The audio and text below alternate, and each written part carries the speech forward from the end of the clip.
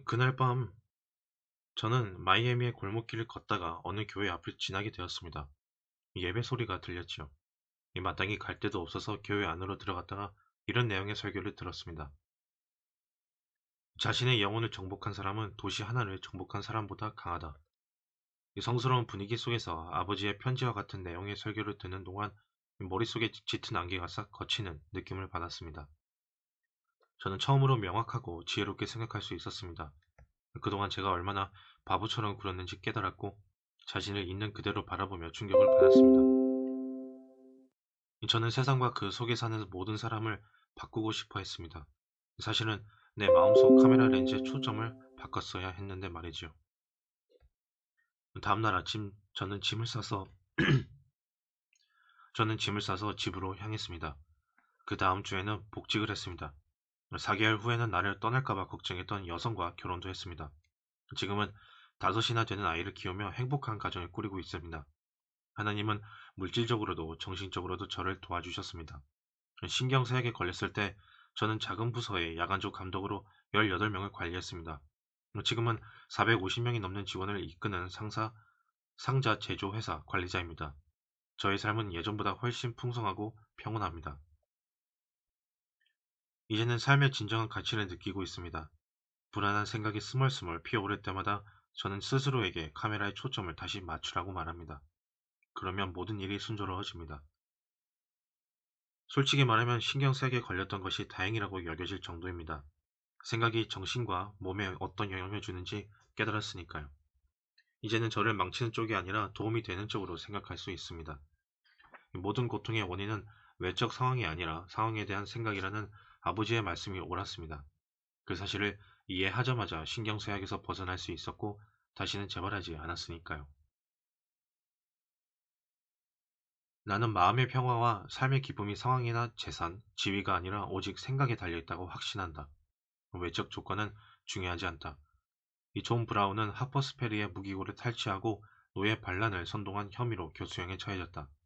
그가 자신이 눕게 될 관 위에 앉아 처형장으로 갈 때 옆에 있던 간수는 초조하고 걱정되어 어쩔 줄 몰라 했다. 하지만 존 브라운은 침착하고 차분하게 행동했다. 버지니아의 블루리 지산을 바라보며 이렇게 말했을 정도였다. 정말 아름다운 나라야. 그동안은 제대로 본 적이 없었구나. 남극 땅을 밟은 최초의 영국인 로버트 펠콘스콧과 동료들은 또 어땠는가? 남극을 정복하고 돌아오는 길은 너무도 험난했다. 11일 동안 밤낮 없이 몰아치는 눈보라에 갇혀 한 걸음도 내딛지 못하는 상황에서 식량과 연료마저 동이 나버렸다. 바람이 얼마나 사납던지 빙하에 골짜기가 생길 정도였다. 스콧과 동료들은 죽음이 눈앞에 왔음을 직감했다. 이들은 비상 상황에 대비해 상당한 양의 아편을 가지고 있었다. 이것을 먹기만 하면 편하게 드러누워 달콤한 꿈을 꾸며 다시는 잠에서 깨지 않을 수 있었다. 하지만 이들은 아편을 쓰지 않고 기운을 북돋는 노래를 사방에 울리도록 부르며 죽음을 맞이했다. 이 8개월 후 수색대가 그들의 꽁꽁 언 시체에서 유서를 찾아내 이 사실이 밝혀졌다. 그렇다. 용기와 침착한 마음을 불러일으킬 창조적인 생각을 할 수만 있다면 우리는 자신의 관에 앉아 처형장으로 가면서도 자연을 감상할 수 있고 추위와 굶주림으로 죽어가면서도 즐거운 노래로 텐트를 가득 채울 수 있다.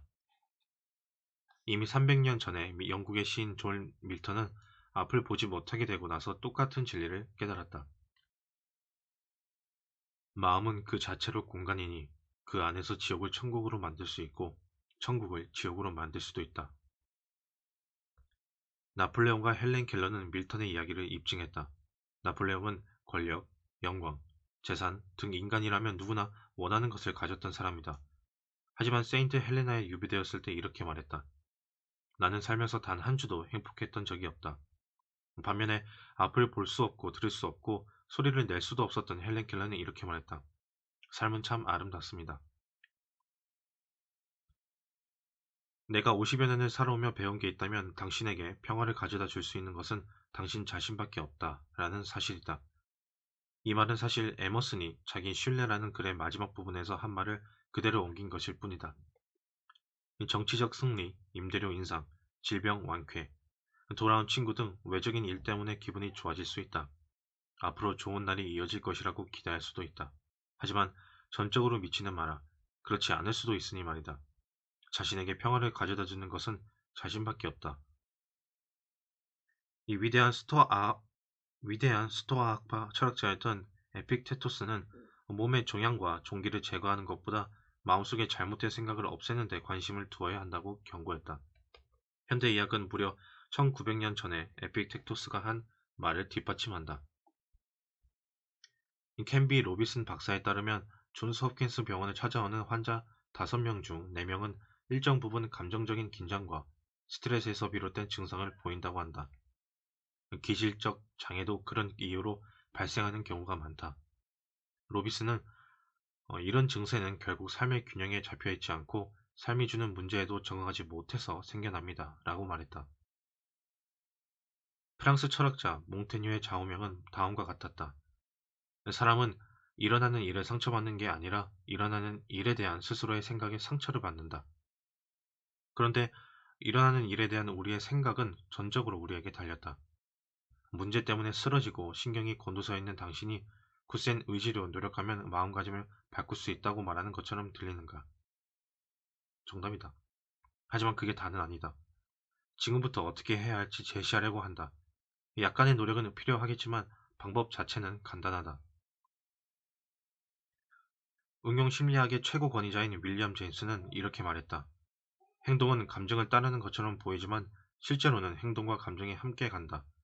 따라서 의지로 직접 통제할 수 있는 행동을 조절한다면 의지에 통제되지 않는 감정도 간접적으로 조절할 수 있다.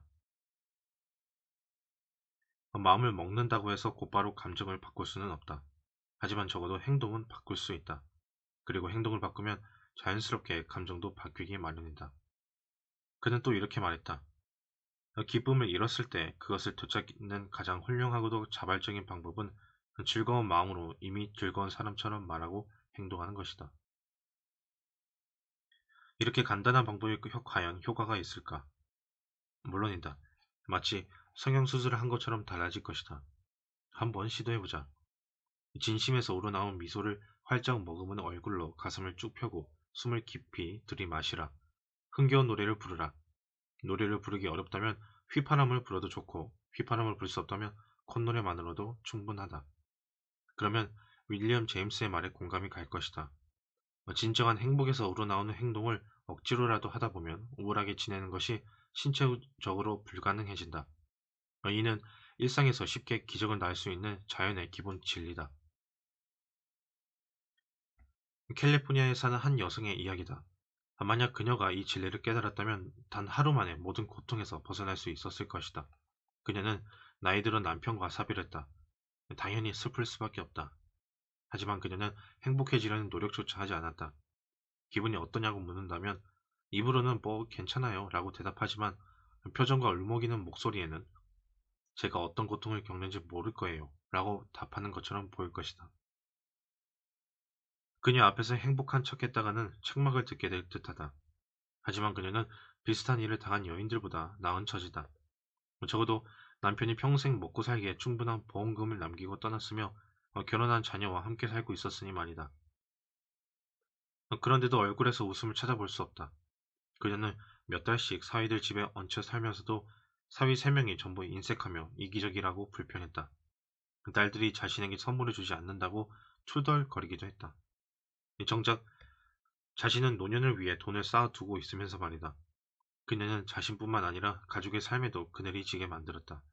꼭 그럴 필요는 없을 텐데 참으로 안타까운 일이다. 만약 변하려는 의지만 있다면 불만투성이에 불행하고 가엾은 노파가 아니라 존경받고 사랑받는 가족의 구성원이 될 수도 있었다. 즐겁게 행동하려고 노력하기만 했다면 변화가 시작되었을 것이다. 자신의 고통에만 관심을 집중하지 않고 다른 사람들에게 사랑을 나누기 시작하는 것만으로도 인생이 180도로 달라지게 된다. 인디애나주 텔시티 11번가 1335번지에 사는 잉글러트는 이 비결을 깨우치고 실천에 옮긴 사람이다. 그는 10년 전 성홍열을 앓았다. 설상가상으로 병이 나은 다음에는 신장염에 걸렸다. 의사라면 돌파리까지 찾아가 보았지만 도무지 나을 기미가 보이지 않았다. 얼마 후에는 합병증이 생겼다. 최고 혈압이 214까지 치솟았고 의사는 더 이상 가망이 없으니 주변을 정리하는 게 좋다는 말까지 했다. 저는 집으로 돌아왔습니다. 보험금을 다 냈는지 확인하고 신에게 모든 죄를 사해달라고 기도한 다음 침울한 기분으로 과거를 돌아보았습니다. 저는 모든 사람을 불행하게 만들었습니다. 아내와 가족을 괴롭혔고 저도 우울증에 걸렸습니다. 그렇게 자기 연민으로 한 주를 허우적대다 보니 이런 생각이 들었습니다. 정말 바보처럼 굴고 있구나. 앞으로 1년은 더 살 텐데 적어도 그 시간만큼은 행복하게 지내야 하지 않을까. 저는 가슴을 활짝 펴고 미소를 띠며 마치 아무 일도 없는 듯 행동하고자 노력했습니다. 처음에는 애를 많이 써야 했습니다. 하지만 억지로라도 쾌활해지려고 했습니다. 그랬더니 가족은 물론이고 저 자신에게도 큰 도움이 되었습니다. 갈수록 기분이 한결 나아지는 것을 느꼈습니다. 억지로 좋은 척만 것만큼 실제로도 좋아진 것이지요. 제 상태는 나날이 좋아졌습니다. 그리고 무덤에 붙여야 할 날이 한참 지난 지금까지도 저는 건강하게 살아 있습니다. 혈압도 많이 내려갔지요. 한 가지만은 분명합니다. 제가 만약 죽는다는 패배감에 사로잡혀 있었더라면, 그 생각에만 빠져 있었더라면 의사의 예언은 실현되었겠죠. 하지만 저는 제 몸이 스스로를 치유하도록 기회를 주었습니다. 그저 마음가짐을 바꾼 것만으로 말이죠. 한 가지만 물어보겠다. 즐거운 척 행동하고 건강과 용기를 북돋는 긍정적인 생각을 갖는 것만으로도 생명까지 구할 수 있는데, 잠시라도 사소한 걱정과 슬픔을 참고 견딜 만한 이유가 있을까? 즐거운 척 행동만 해도 행복해질 수 있는데, 도대체 왜 자신과 주변 사람들을 불행하고 우울하게 만들어야 할까? 몇 년 전 내 삶에 큰 영향을 준 소책자를 읽었다. 제임스 레인 알렌의 위대한 생각의 힘이었다. 이 책에서 인상적인 내용을 소개한다.